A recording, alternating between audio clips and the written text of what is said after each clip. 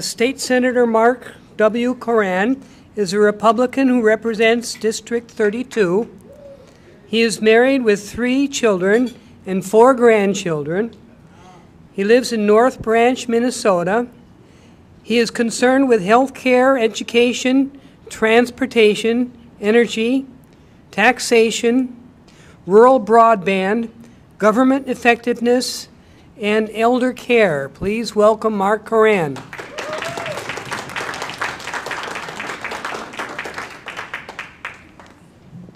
Thanks, Barry. We have to update you a little bit. It's 6 grandchildren now, so we started in the 8th grade. Thanks, Barry. It's a pleasure to be here. And Barry asked, it is my 5th year here, and it's a pleasure to see you guys. This is the world according to me. But just so you know, most of us never plan to be here. We really don't. The vast majority of people that we serve with never dream of one serving and having the privilege or even thinking about serving in these positions. And so what you find is that you can't believe almost anything you read about us. You end up with a bunch of great servants who make great sacrifices. Our families make the first sacrifice that let us do what we do.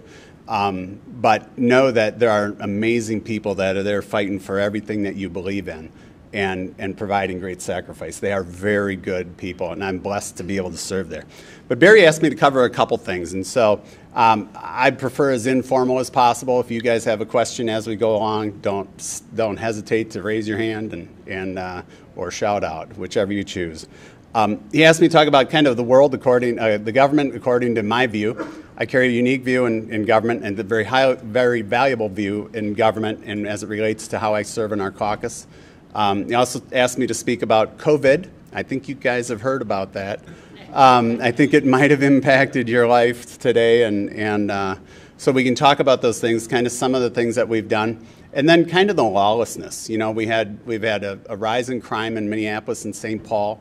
And many people would like to go and say, well, you know, we can just move on, let them solve their own problems. But the reality is their problems are our problems. Minneapolis and St. Paul, the economic hub to the entire state. We need them healthy. And frankly, I have a personal interest because I was born and raised about 5 blocks from the Capitol. I was raised in the house my grandfather was actually born in, and my great-grandfather immigrated to. And most of my family still lives there. And so we need them to be healthy. But when you look at the lawlessness and relationship to the what has happened, and then the riots and the George Floyd incident, we'll talk about that as well. So those are the 3 topics. If there's anything else, I'm open, whatever you want to talk about.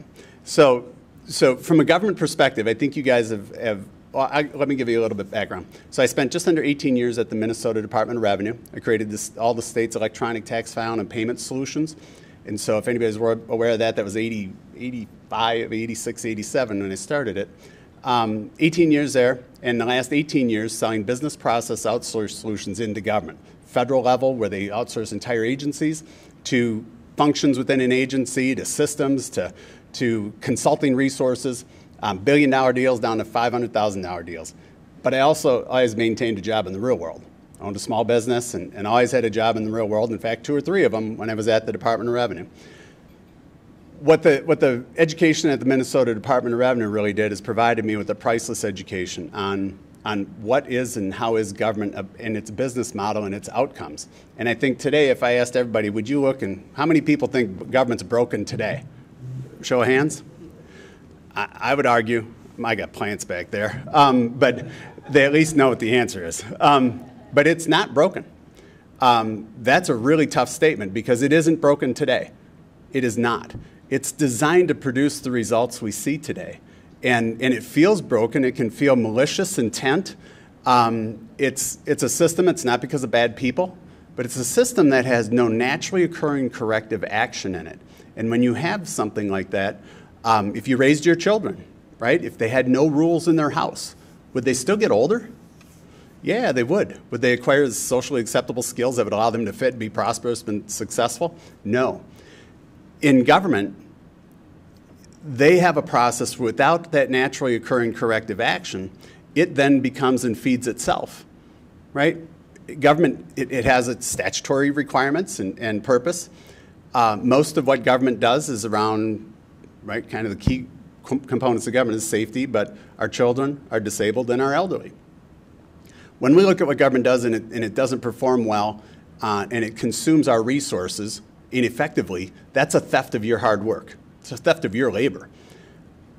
But when that same model touches our children, our disabled, and our elderly, I can show you every day where that model treats those people horribly. And that model, to me, is unacceptable in any way, shape, or form. Both are the use of our finances and our fiscal resources. But when it comes to kids, and I serve on aging, I voluntarily went to the Health and Human Services because it really touches group homes and elderly and you name it, every facet of one of the true reasons for government. But when we compare it to a MNLAR system, as everybody remembers the fiasco of about a year and a half ago,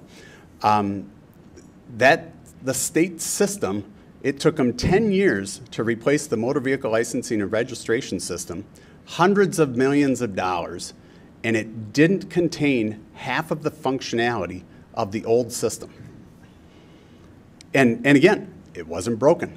The system is designed to produce that type of result because at no step in that process was there a check and balance or some type of corrective action. In fact, there's a perverse incentive.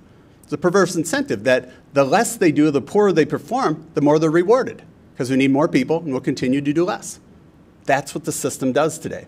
Now, don't get me wrong. This isn't an attack on public employees or good people that go in there to serve the purpose. And there are some amazingly, grossly underpaid servants who do an amazing job relative to their worth out in the private sector. They really are. They're the ones making it all happen. But there's a whole lot in between that's not working very well.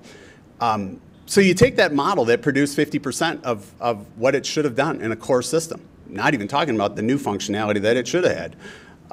Apply that to healthcare. Apply that to the group homes. Apply that to the standards and the policies in which we direct for our child care centers and our nursing homes and our convalescent facilities. And I've been in all of them and I tour all of them and I see the outcomes of what it does.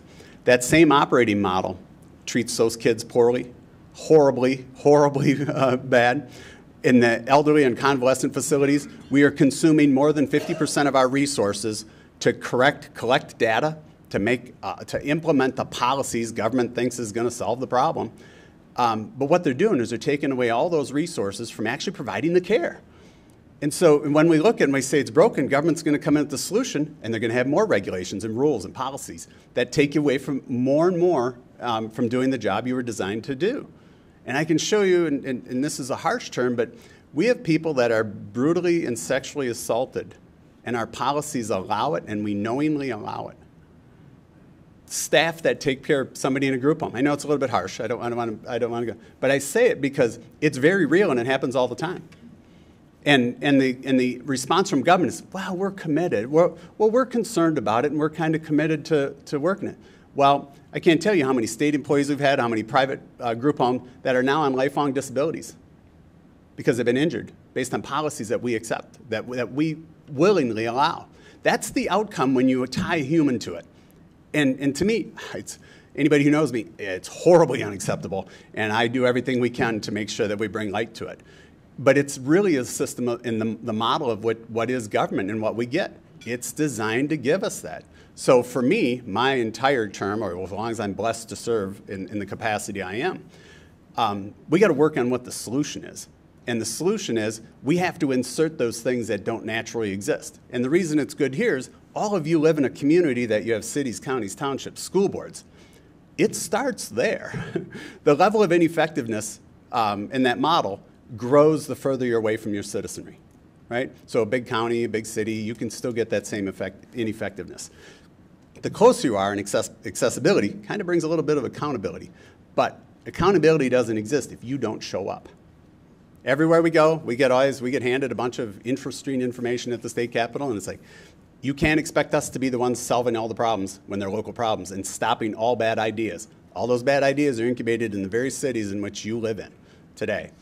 But so that's part of what causes the problem. Vast prosperity and kind of complacency with our citizenry have allowed this beast to grow to where it is today. We can no longer do that. And so to me, one of the solutions is In your world, everybody who's in the private sector, your accountability is natural and built in. Your product is great, sales team isn't that great, it takes care of itself. Bankruptcy is a corrective action. We have none of them. So we have to start to train our workforce, certify our workforce, and change the entire delivery mechanism and how we attach everybody to why they exist. The vast majority of the people that serve in the regulatory body that we all get to involuntarily participate in have never worked in the industry in which they regulate. They've never worked in the multiple facets of the business unit in whatever agency it is to understand the codependencies and dependencies or the interdependencies of why they even exist in an agency. And so I've had a plan for the last few years to get the governors to understand. Walt Disney does it very well. They have a full life cycle of attachment, and so we need those people to be trained and certified in the industry in which they regulate. So in the healthcare world, in nursing homes, it's a DSP, a direct service provider, a certified nursing assistant, or a what's the other, PCA, personal care assistant.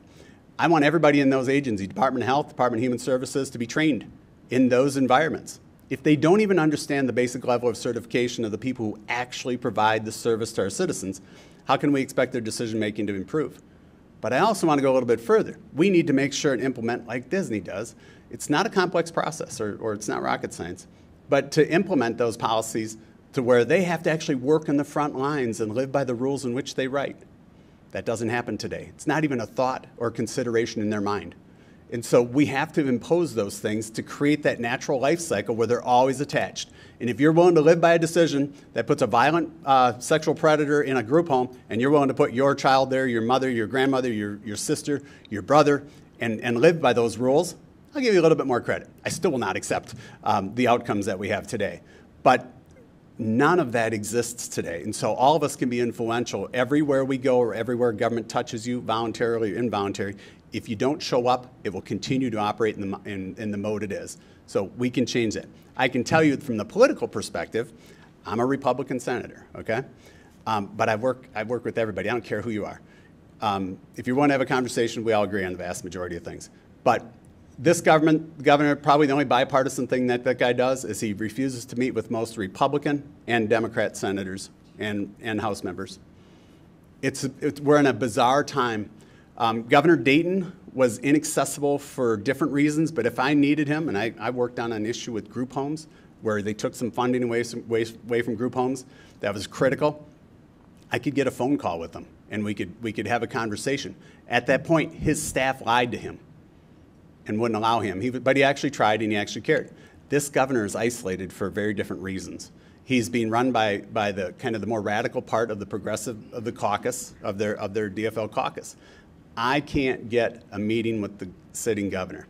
If I can't, or they don't value me, in my opinion, I represent 85,000 people. What does he think about the people I represent? Not much.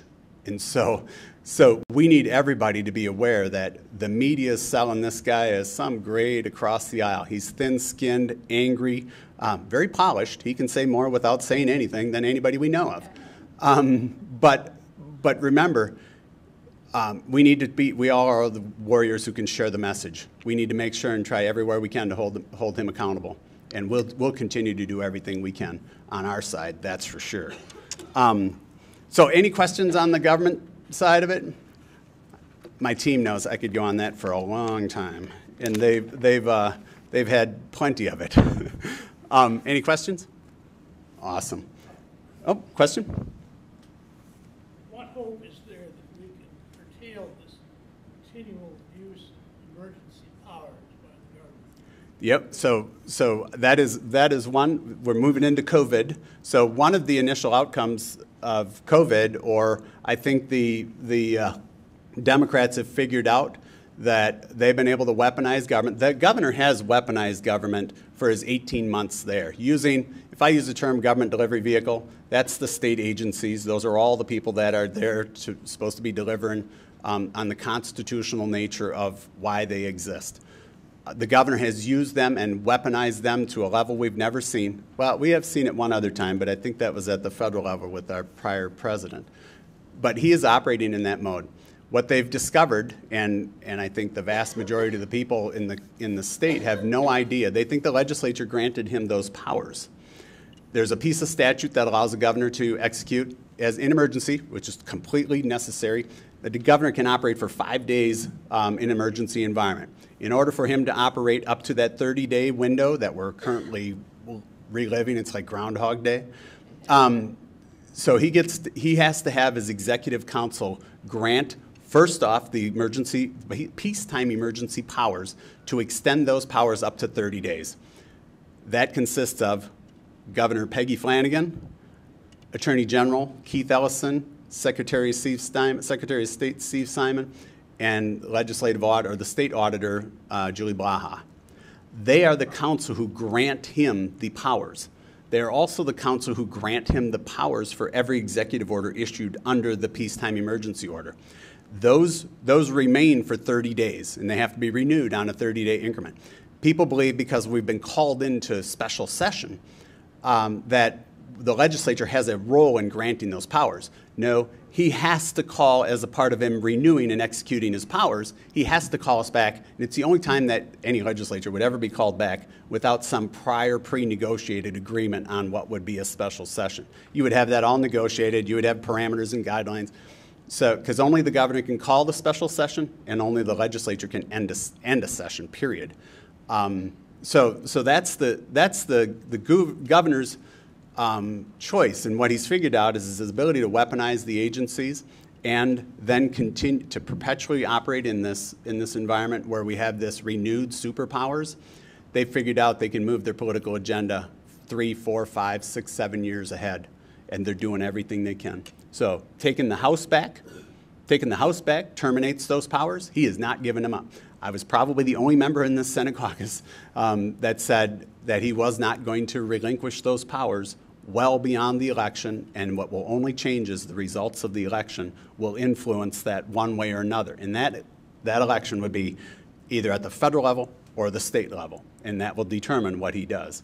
It's a daunting environment, but taking the House back, we remove those powers.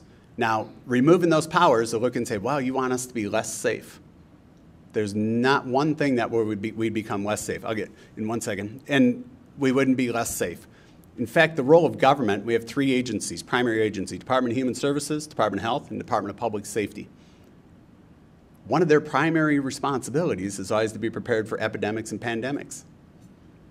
What did this example or this exercise show you? They're not prepared for any of it. And if we are not prepared today to end the emergency powers, doesn't mean we're not going to be able to legislate and to deal with the issues that arise out of this, right? It doesn't mean that, but it means that you would have a voice. We would play a role in making it and having a determination of what is necessary, what is political, and what is for the betterment of the people. Because what we're in there today is, I don't know that there's anybody in the room or the state could tell you that you trust anything coming out of anybody's mouth. So if we did need you to act, you wouldn't, because you can't tell fact from fiction. So, question? Excuse me. You said taking the House back would give you an opportunity to remove the emergency powers, but you did not say anything about changing the law. Because right now, both houses have to agree to end it. Correct. It seems to me it should be written such that both houses have to agree. Affirmative. To continue it. Correct. We agree. We agree. That part of the statute, that's already there. We already passed that off in the Senate already. But taking the House back, we'd have to have supermajorities to actually impose that. But when we did do that, because it's like, and again, much like many statutes, nobody ever dreamed that this would be used in a continuous basis and to be so politicized from day one. So yes, it allows us to take the powers back, but even taking the House back, we can't do that until January. But you're right, the statute's horribly written. Nobody ever, and it should be a positive affirmation from the legislature to move forward. Right now, we don't have a role in granting that power. Mike? I imagine Governor Walz would veto it if we took the House in November, but that's speculation. The governor keeps talking about a $50 million a month money that comes every month as long as he has emergency power. Do you know what that is? The federal government has created this whole slew. There's a variety of funding, right? If you code something COVID, you get a higher dollar. $50 million is one of those streams that they. Is the CARES Act thing? Yes, and what we've also done, we've lobbied all of our congressmen, stop giving us money. Stop creating incentives for people to not work and produce. Everybody that we know has a job. Stop it. Stop providing government. There's some necessary things, right? There's some economic issues that the spending is high. There's some economic things that will need to be taken care of. Stop giving our governments money. The impact on the economy, we're shrinking it, and so government needs to start contracting at the city, county, municipal, state level. And what they're doing is they're allowing a gross expansion of all the spending, meaning the hardships are going to come a lot harder to the state agencies when we're looking at cutting 4,000 to 5,000, 6,000 people. That will be functionally necessary. But you're right. The legislature, we can pass that law unless we have the supermajority in both the House and the Senate. The governor would veto that immediately. And so it does create the challenge. But removing that power doesn't mean we're less safe.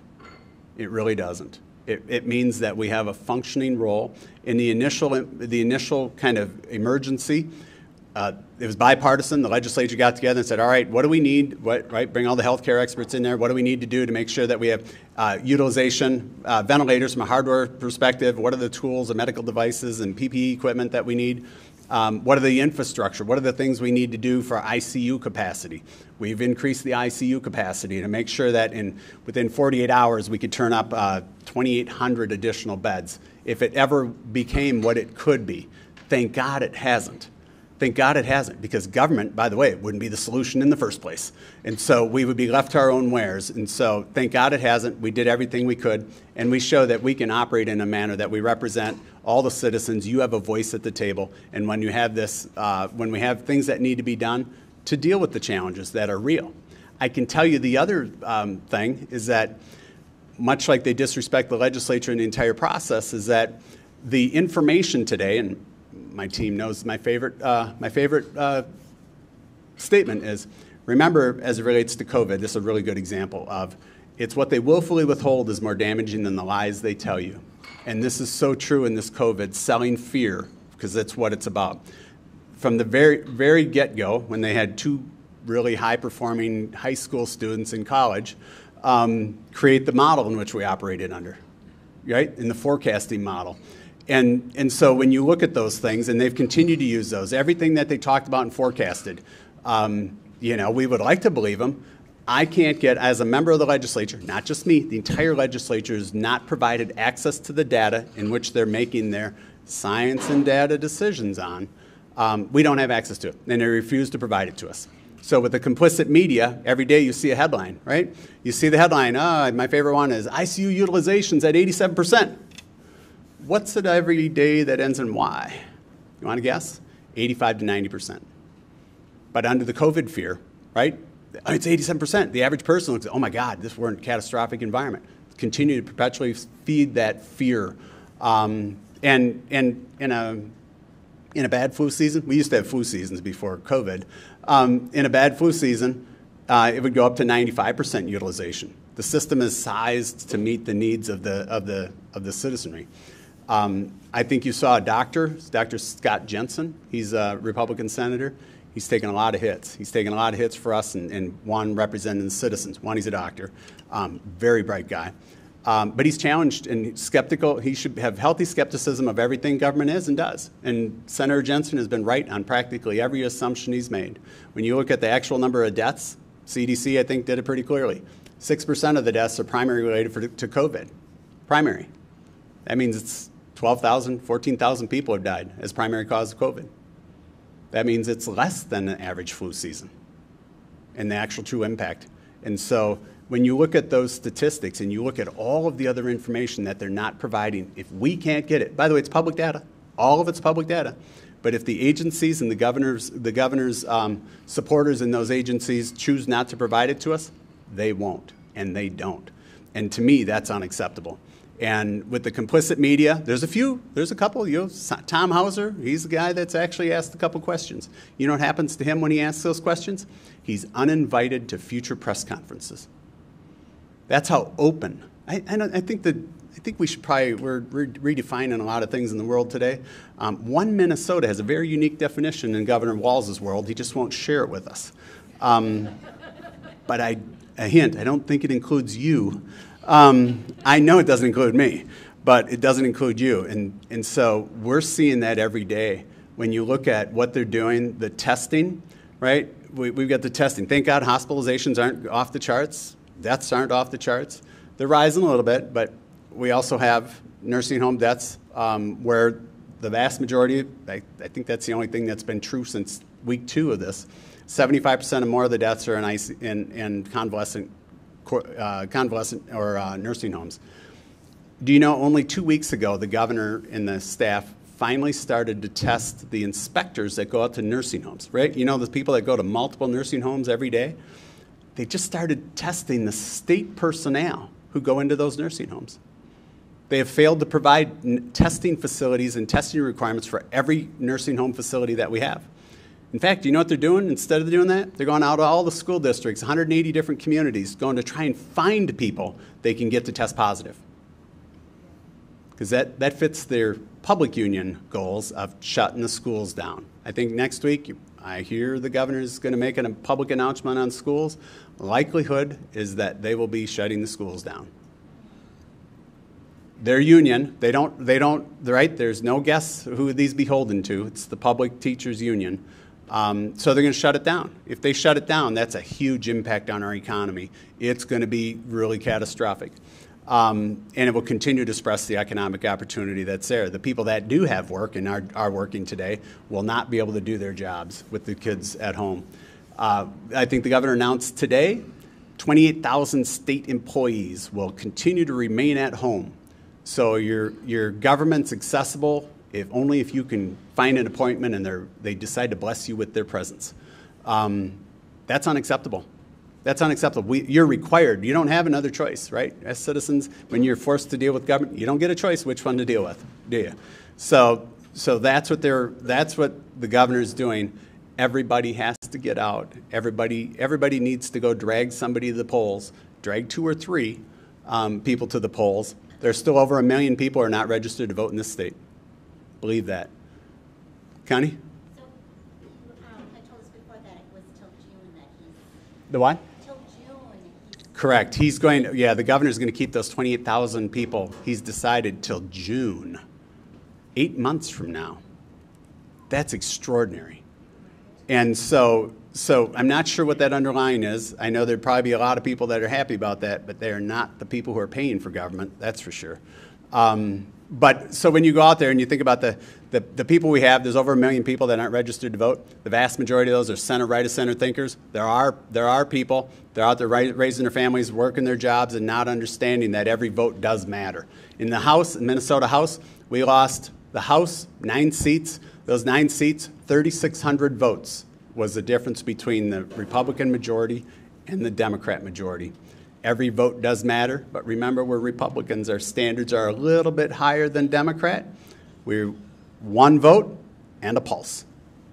So, I just have to ask you, we're talking about the COVID thing. Yep. And as I go around and I talk to people, I run into two kinds of people. I get the kind that, oh my God, you don't wear a mask, stay in your basement, you're killing people, you're a bad person. And then I have the kinds of people who don't want to do that, not gonna play, this is dumb. I would expect a fair number of people to be running around with pitchforks and torches because the governor is shutting down my schools, losing me my business, and causing me a big problem. When you're politicking, where do you see that divide? Do you see a lot of the first type, a lot of the second type? Do you see people with pitchforks and torches? It is, you see them all. There aren't enough torches, and when we call peaceful, we'd actually want peaceful protests. But we do see all kinds. It's really kind of their news source. What are they getting it from? And the belief system. It really is, and we see it all over. You go out in rural, we travel all over the place, and so you see People are compliant only from the perspective of protecting the businesses and the burdens that they've forced upon these businesses for political motives to do this mask mandate. It's all political. It became political 5 weeks after we discovered this. It was all political after that. Because the science on the masks, right? If you're vulnerable, there's nobody ever saying, right? If you're compromised, you need to do what you need to take care of on your own. Senior facilities, if that was true, wouldn't the governor have dedicated the resources necessary to our most vulnerable elderly? And the one thing you bring, you know, in that environment is because of the masks and the mandates in the restaurant industry, they always say, they're just restaurants, they're just small businesses. Those medium and small businesses provide 60% of the jobs in this country, and they're vital to every Main Street. And the other thing we have in kind of that mask mandate is the avoidance of healthcare access. Most people are just saying they're avoiding the private sectors, they're avoiding the healthcare system. So we have real serious health issues, and that health avoidance, or the health system avoidance, is damaging more people, killing more people, the mental stress, the families, the divorces, the suicides. They're all way up there. The flu's gone away, by the way, completely. But all of those other things are really serious. The psychological damage that we're doing to our kids under this. In school, I have custody. My 7th grade granddaughter lives with me. And she says, Papa, they don't talk to anybody. Nobody talks to anybody. She's in 7th grade. And so can you imagine a kindergartner coming into that environment? Part of our communications are facial expressions. To go into that environment. And by the way, this disease is probably the most discriminatory virus we've had.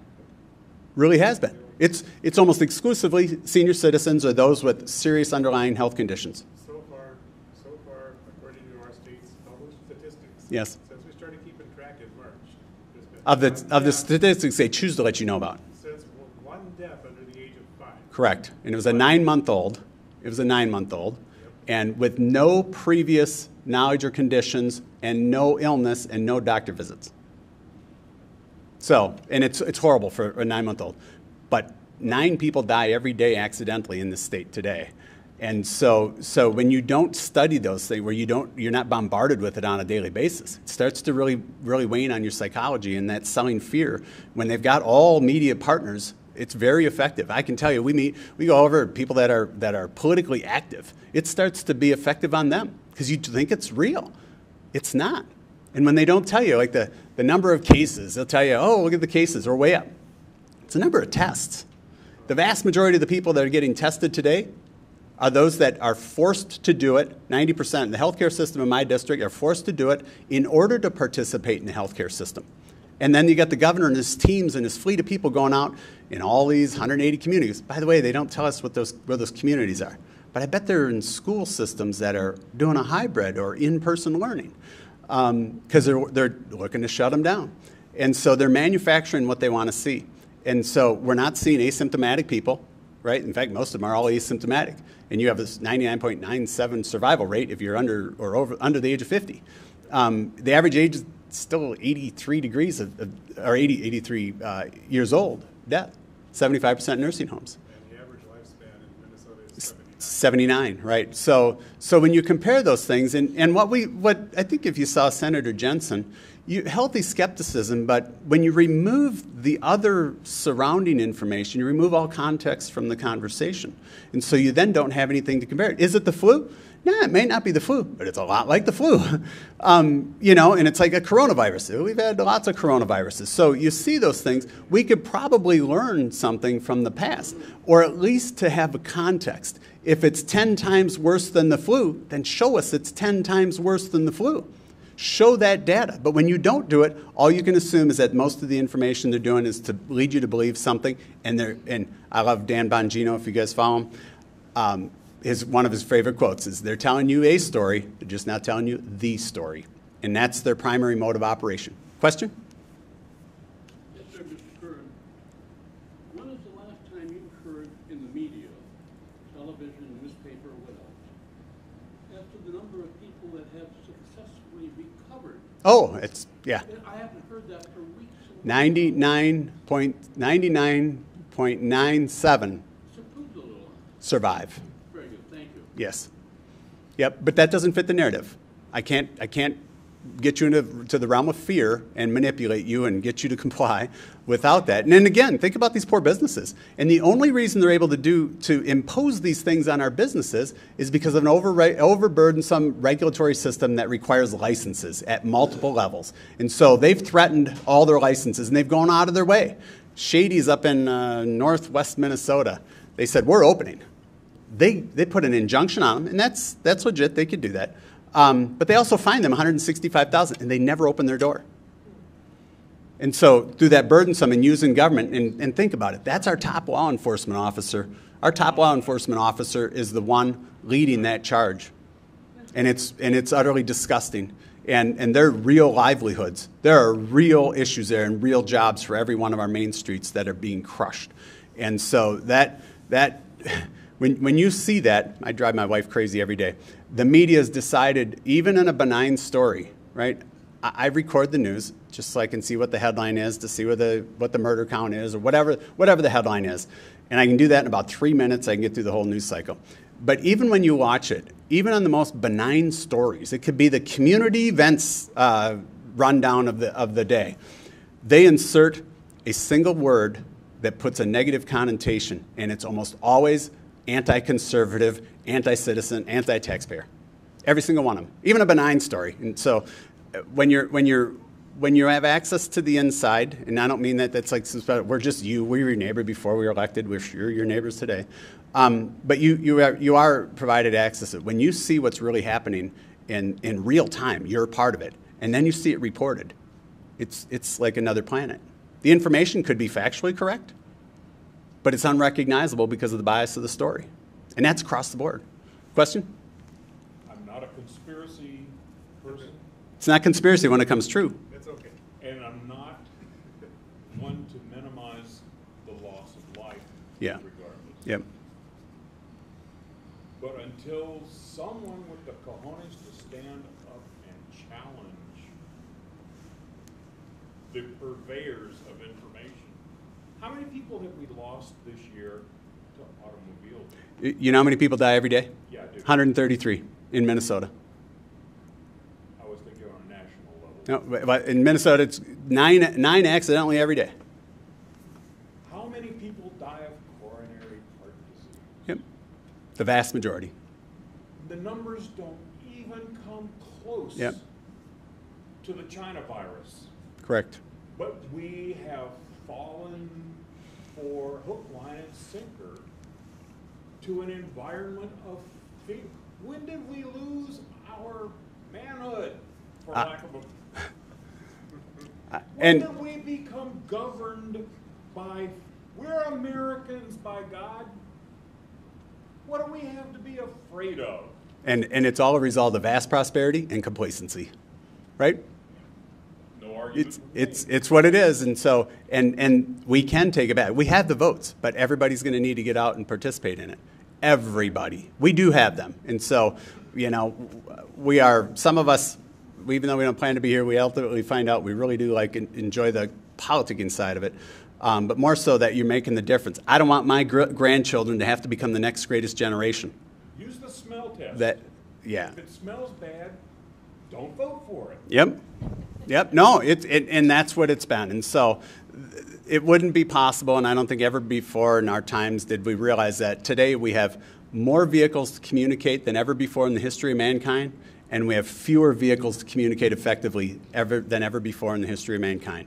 And so they've been able to use that. I don't think everyone ever dreamed that every single major large corporation, every media company, that they figured they could make the news, not report the news. And so that's what, but we've allowed it, right? How many people in this room attend a city, county, township, school board meeting? Yep. We allowed it. And so it starts there. We can't complain about the schools until we're part of that solution. And I can tell you, though, the Democrats spent the last 40 years focusing on local elections. They set all bad policy. They incubate it in cities. And they say, wow, it's a great idea. Well, we did this in 8 cities. It sure is heck something you guys should do at the state and enforce it all over the place. It's a terrible idea in 8 cities and a crappier idea in 800 cities. But that's where it starts. And so, and we don't do anything. We haven't, as a political party, we've just kind of left it off there and hope it fixes itself. If we don't start focusing and recruiting and getting those resources and taking back those things that determine our quality of life in our backyard today, we can't then begin to deal with the things that float up to the state level and then tackle the beast of what is the federal government. So, question? I just want to suggest that you may be wrong about Governor Walz vetoing a bill that changes the emergency powers, because the only way it gets to him is if the election causes the House to flip. And having flipped, he will think twice about that. Actually, I hope. I wish I would be wrong, but I think I'm right, or at least let's hedge the bet here. He already has the most powerful thing in his hand. He doesn't need us. And what he's done in the weaponization of these state agencies has been the most powerful thing that he's doing. He's rewriting state law and state statute as we speak today. Perfect example. And so they call it rulemaking. Rulemaking is a process. You don't want us making up every element, right? The implementation of a particular statute. Although I think we could probably do a better job now. But you need some of that autonomy to an agency to implement a particular statute, whatever it is. It was not there for you to write rule, which becomes the law, without an underlying statute driving the activity. So think about it today. The one thing is going to touch everybody here. California just outlawed combustion engines and vehicles. And so Minnesota, the governor has directed the MPCA to implement through rulemaking process, no matter what you think is good, to use rulemaking to implement California's emission standards. And so they're moving through that process today. They don't care what we think. They don't care what you think. And so that's why we have to take that House back. But we also got to get the governor back. And if this exercise doesn't tell you, we dang well, let's break the 60-year tradition. We better have great candidates that come out November 4th that have decided they're going to be committed for our Attorney General, Secretary of State, and the state auditor. I mean, that's really what matters, right? Most couldn't pinpoint to you collectively how powerful does that machine become, right? At those constitutional offices, oh, they're just the Secretary of State. This is the sole empowerment of taking over the control and removing your voice entirely. And that's a scary thought. I've been close enough to government that I do believe it has become far more powerful. It supersedes the legislative body and the executive body. But I don't care if you're in a Republican state or a Democrat executive state, the machine itself, the government delivery vehicle, is a Democrat machine. Republicans come into it, conservatives come into it, they just don't stay. The people that come into it ultimately move. Yeah, power was out. But that's the problem. And so those become the very effective tools for them to implement their agenda without us. And so the worry is, and you're seeing it now at the cities, counties, townships, is that they're hiring people and filling those jobs with people who are more radical than the ones they elected. And they're permanent. They become a permanent part of government. If everybody doesn't wake up and figure out that we need to change and take back our government, today is it. And it needs to start. We hope we have success on November 3rd in that, well, whatever the day is that the courts have blessed them to stop counting votes. Today it's seven days past election. I serve on I'm the vice chair of state government and elections. We've been doing everything we can to try and fight those, and we fought them off in the legislature. They had 40 horrible ideas that eliminate and remove the integrities, checks, and balances of the election system. They decided, well, we'll just go find our non-profiteer partners and have them sue us with our own goals.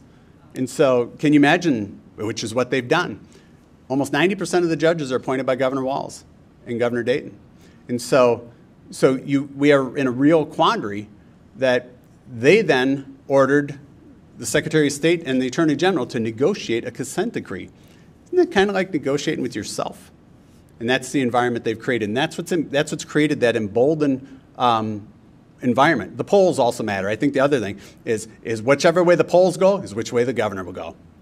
And so when you hear him speak, he'll give you a bunch of great, I'm going to put the choice of schools, that bring the schools back. It's going to be your choice. And he's going to sound wonderful. And he's going to be passionate. And And then he's going to spend 3 weeks creating 60 pages of policies that you couldn't possibly achieve, right? But you have a choice. You know, and the media, what did they sell? The only headline you saw was, you had a choice, the governor's so grateful, right, that he's just blessed you with the choice to have local control. As long as you follow these 60 policies that are burdensome, impractical, and written by people who have never done the job.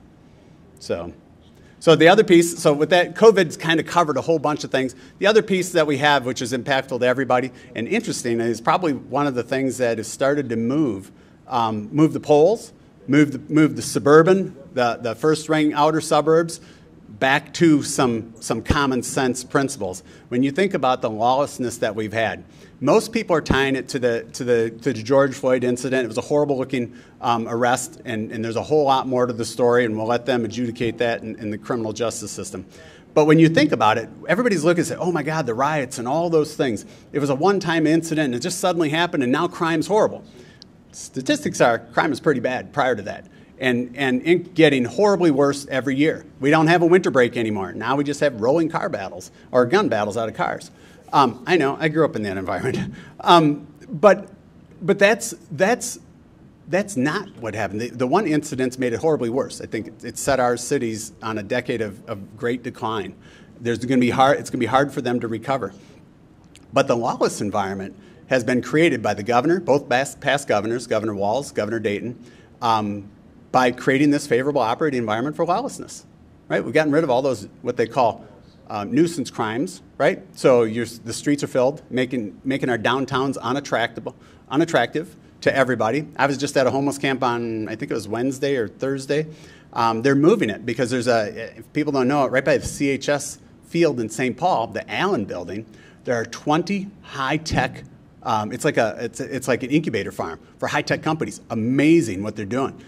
Their customers said, I'm not coming to St. Paul. What are you going to do? Can you remove the homeless encampments and the tents that they allow? Those things are happening all over the place. But think about the lawless environment that they've created. And that's the mayors, right? It's the governors. It was the mayors by choosing not to enforce the existing law. The peaceful riots of blocking freeways and all those things, those are impactful. We've got interstate commerce laws. They block the airport. Our governor said you shouldn't prosecute them. Right? You shouldn't prosecute somebody breaking the law, disrupting interstate commerce. And you're never going to get it. We have the greatest First Amendment. You can protest peacefully, but you have protest lawfully. And they've created this environment. The crime is on a rapid rise. But the one thing, the group that's getting a free ride on this is the prosecutors in each of our cities, our county prosecutors, and the judges. When you look at what they're doing, I just saw somebody post on about I think, car theft. 5 car thefts by one person in St. Paul, Minneapolis, and he was caught 5 times. 5 times. So I don't know how many cars he stole, but he caught 5. And he got no bail. On his 5th one, he still had no bail and was released. And so that's part of this criminal justice reform where we're just not prosecuting criminals. And they've coined new terms in St. Paul, Minneapolis that those are quality of life crimes. Well, the quality of life crime is stealing your hard labor. If it's your house, if they're stealing your car, that could be the only way you get to work. If it's maybe only a $5,000 car to you, but it's the only car that somebody has to get to work. And they just look at it and say, well, don't you want us chasing something more meaningful like murders? Oh, we're not doing those either. Well, chase the most violent people. Well, we're not prosecuting them either. And so we've created this whole operating environment of lawlessness, and I'm worried that it's much like drug addiction or whatever. They don't even know, they're not even close to hitting bottom yet. So if they're not close to bottom, how do you start recovery? If they figured out what they needed today and the citizens finally got up and said, maybe we should participate in this election process and figure out what are those fundamental things that are necessary to get us on the right path. In Minneapolis and St. Paul, if you look at one of the things that they incubated in small cities, ranked choice voting. Ranked choice voting is what they put in there. And you look at the circus in which both of those entities have become, it's crazy. It's not a candidate protection process, but it's a great way to eliminate opposition and make sure it's an all-Democrat, actually crazy progressive environment at the ballot box. Right? I call it participation trophies for politics because nobody runs to win, they just run to play and hope somebody wins.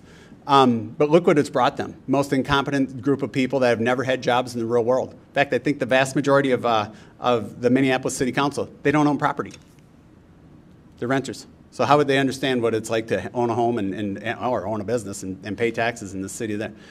So their combination, and when you look at us, they came to us for some law enforcement reform. There's some things that we did. We did a little bit with arbitration. It was good. Arbitration's necessary, but it's not used that often. But when you look at the things that they want, Minneapolis and St. Paul have everything they need. They don't need the state government. One, it's not our role. They have everything they need. In Minnesota, we have the highest police officer standards and training that exist in the country. It's called the Post Board. We also have a Post Board that manages those. There's so much training that our law enforcement kind of said, whoa, could you back off a little bit?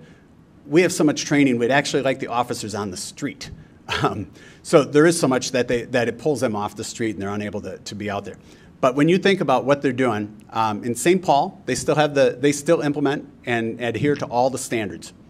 So they have the highest standards. They still implement them. They believe they have the process of washing out anybody who's unqualified to be a police officer. But St. Paul does one thing. They don't fire somebody, because then you wouldn't be able to be hired. There's certain segments of that population, which they're doing under guise of kindness, compassion, and equity, is that they don't fire people that are unqualified if they have to be a person of color. They allow them to resign. So guess where somebody unqualified goes? They go out to another police force. They're still unqualified. And so, but St. Paul believes they have a process they can wash them out. Minneapolis, on the other hand, Minneapolis isn't even administering all of the post standards that they have in place today.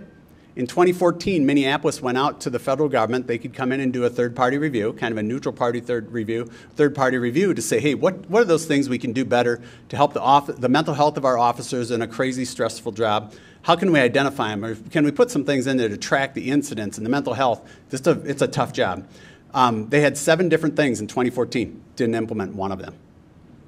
But yet they want us to solve their problems. There's no law that will solve any of our problems, by the way. There's certainly a law that would solve St. Paul and Minneapolis' problems. But in Minneapolis, they also lowered their standards under the guise of compassion and kindness and equity. So Mohammed Noor, is a disservice to him. He should have never been on the police force. He didn't pass the psychological exam. He didn't pass the field training. He should have never been in the police car. He was in a police car. His field training officer was on the force for 1.5 years. That's unacceptable. In St. Paul, you are not a field training officer unless you have 10 years of experience, that you're truly training with somebody. In Minneapolis, they also, the officer that was in the Chauvin case, I think the Asian guy, he didn't pass the psychological exam. Should be on the police force. And they should have fired him. They should have just moved him out. You can't have high standards if you don't implement the high standards we have. And those are Minneapolis's policies. Now, the other policies are also kind of the rules of engagement. St. Paul, Minneapolis, you can't chase a stolen car because that might injure somebody. Well, by not chasing that stolen car, who was, by the way, taken in many cases by armed carjacking, they can't chase them. But if you don't, you can guarantee 6, 8, 10 people are going to be victims of armed robbery and possibly brutal assaults. Guaranteed. Guaranteed. So that's what they've created. They've created that environment. And so we at the legislature are not going to be putting forth policies, because there was nothing that can solve their policies. Only their citizens can. The things Minneapolis needs to do, one is ranked choice voting, the elimination of it. The second one is Minneapolis would be, do they have a strong mayor? They probably need a strong mayor referendum, because they're led by 14 means you're led by no one. They all have equal votes in that council, and so they can't, right? They can't manage. They would also like you to believe that the police force is separate from the city. They are the city. You hear them talk about the police force. They are the city. They created the rules. But with the lawlessness, one of the things that was interesting politically, the beginning of the COVID and kind of the favorable rating, which really determined how bold the governor reached out, the things that started to change were, one, the candy store, the Jordan candy store. People are looking, wait a second, you mean this whole thing could be political? They found out, and by the way, he's a very good guy. He's a great guy, great supporter of ours, and we want him to be open. We don't mean to harm that business. But people looked and said, so if I'm just friends with the governor, I can get a meeting with the governor and I can open my business? It's not available to everybody else out there that has a business that's also struggling or going bankrupt. The second thing that really, then you started to see kind of the momentum, or citizens start to look and say, hey, we're concerned. The second one was the tearing down of the statue, the Christopher Columbus statue on the Capitol grounds. You know, they were all given an exact heads up exactly when it was going to come down. There was 35 officers all geared up and ready to go. They let it happen. Our governor let that happen.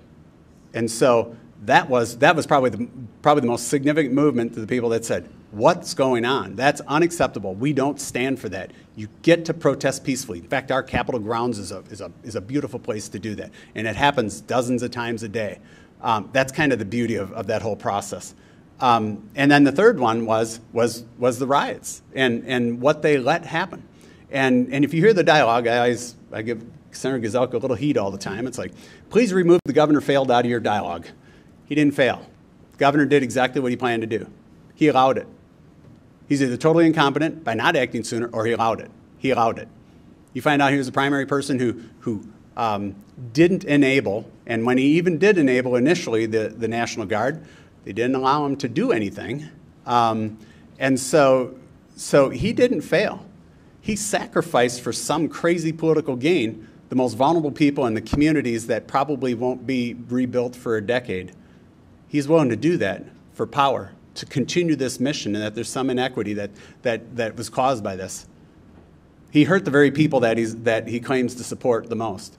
And so you look at those things in turn, and suddenly, and then the last one was John Thompson. It's going to be a new House rep. If you can remember the gentleman that went out to Hugo, right, said, we're coming to your area to burn it down too. They meant it. He threatened people, threatened kids, threatened homeowners. And it was all because of Bob Kroll, who's a police federation in Minneapolis. Remember, Bob Kroll doesn't get to pick who they hire in Minneapolis. He doesn't get to pick who he represents based on his hiring, and he doesn't get to fire people. But he's not, right, he's not the problem. But he's got to be their person. They got to have somebody to put up there and hate. So they went to his neighborhood, and basically the rest of Minnesota said, well, you're going to come to our neighborhood. Yeah, this is unacceptable. It started that people started to understand that this lawlessness is not going to be accepted in our communities. Our sheriffs, our local sheriffs said, yeah, we're not allowing it. And the rest of that lawlessness can be stopped in St. Paul, Minneapolis as well. But you got to let the police do their job, right? Everybody wants high-quality police, highly trained police. You got to let them do their job. But they're stuck. They're stuck in a corner. They know they can't do what's necessary because it's going to require forcible actions. And they can't pander at the same time. They're not compatible. And so that's where they've left. They painted themselves. Mayor Fry painted himself. Mayor Carter, he can also spew as many words and not say a thing as possible, but passionately. You know, and so that's where they're left in that kind of quandary.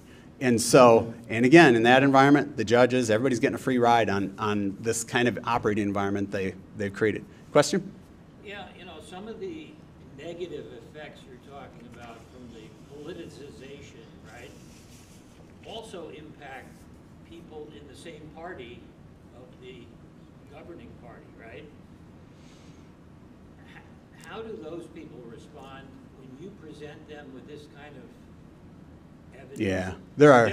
Are they simply buying into the alternative narrative, or what is it that prevents them from seeing the damage being done? Yeah, so I often wonder how they could. I was born and raised in that city environment, so I'm kind of unique from the Republican side. It provides great background. It really does. So I do a lot there in St. Paul, Minneapolis. But that's what's kind of changed. When you look at that, who the governor's not communicating with, it's most of us who believe and can spell Constitution. That used to be widespread in both parties. The Constitution was not a partisan document, both nationally and our Minnesota Constitution. It is today. And so those that are replacing those in the Democrat side are crazy, far more progressives. Never had a job in the real world, and they're crazy. I mean, the stuff they're bringing, and what they're looking at, and you'll see the media will sell that, well, the parties have grown farther apart. Yes, we have. Have we grown from the Constitution? No. Have we moved? Are we going farther to the right that the Constitution is suddenly more powerful? No, it's a great document. But what they're starting out, the people that are entering the far more progressive environment, they're starting out with proposals that, one, aren't the role of government, period, And then the gross exaggeration of what they think government's going to do, there is no middle ground. And that becomes the majority. And so in the Senate, in the Minnesota Senate, where you get the majority by 35-32, they took the majority, kind of to that point, the more progressive arm decided they're going to get rid of Senator Tom Bach, their minority leader, who's very savvy, not hurt by it, but they decided they were going to challenge and take his leadership for a Metro person. Kind of said, Metro matters, you don't. Anybody who's outside of Metro, don't matter. So they unseated him. So in that environment, it was split right down the middle. There's one vote that swung it towards to Susan Kent, who's kind of the more radical side, or at least that's the people who supported her. So since then, they've also gotten rid of 4 other senators who would likely have been in Senator Bach's camp, constitutional people, right? They believe in the institution of state government and our legislature. They do believe in it, and the process and the decorum and the respect for it. They're replaced by people who don't have any of that. And so now, you think about a Senator Hoffman, Senator Bach, Senator Eakin, Senator Bach.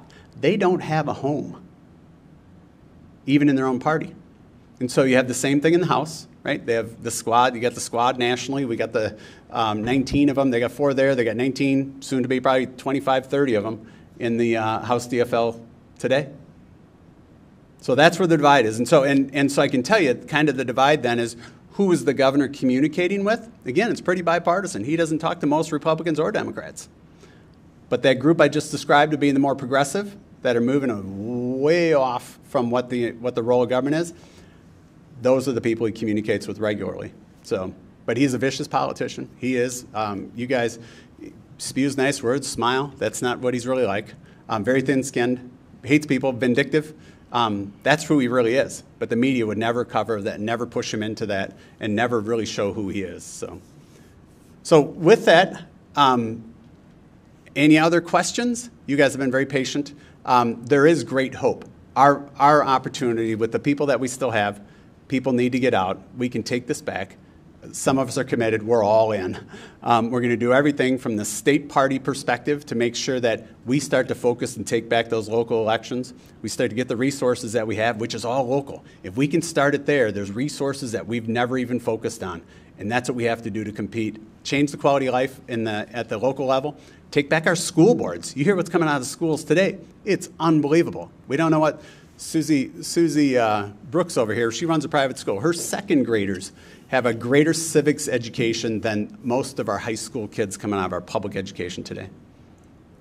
We can't have that, but we can control it. But everybody's going to have to find somebody, and everybody's going to say, but I've got a job, or I'm retired. You retired people are the busiest people I know, because I know you're really busy. But everybody's going to have to do it, because if you don't, who will? And we're going to do everything we can in our roles to make sure we provide the resources and the ability to kind of rebuild and those foundational things that holistically makes us better in the entire state. Question? I'm glad you mentioned school board, because I'm embarrassed to say, as a retired person, I don't know who to vote for. Yep. How do I find out? That's a really good example. So most, and it's one thing we talk about, the Democrats have done for 30 years. They go out and endorse, they provide all their campaign apparatus from city, county, townships, school boards. They give them, and now they're endorsing them. Now they're endorsing. They're giving the DFL endorsement. They're putting it on their signs. We have to do the very same thing. We need people that share our beliefs, and we're going to need people to step up and do that. And we as a party are going to need to enable them. They are our greatest asset as well. I'll give you a little example. In my Senate district, I have 2 counties, Chisago and Isanti County, just north of here. I have 168 elected officials in my district. It's probably 1,000 people then, because of the appointed boards, planning and zoning, and you think about the parks and all of those things, where you're gonna only appoint like-minded people, right? Remember, they're nonpartisan offices. There just are no nonpartisan people.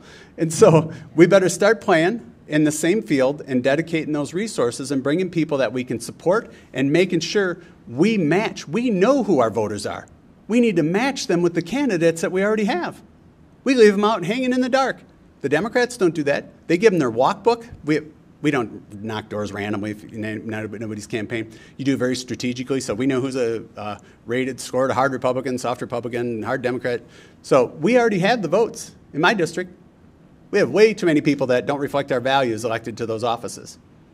And so we are going to do that. There's some of us here that are very committed. We're going to do everything we can to make sure we tackle that apparatus. And so you know at all levels when you get your ballot that you know that the person's been vetted. Not only are we going to vet them for their values, are we going to vet them that you're worthy of our time, because it's a commitment. You know, this is a commitment that you're going to go out there. But we're going to help you. It's not a daunting task, right? We can make this. All of us did it. And we're willing to share and to make sure that you guys can be really, really really strong and really compatible, or so you can compete, because we already have the votes. So, but that's going to be one, and everybody here can play a role in that. So, any other questions? If not, I really appreciate you guys. We'll be here for as long as you'll have us, and thank you. We appreciate it.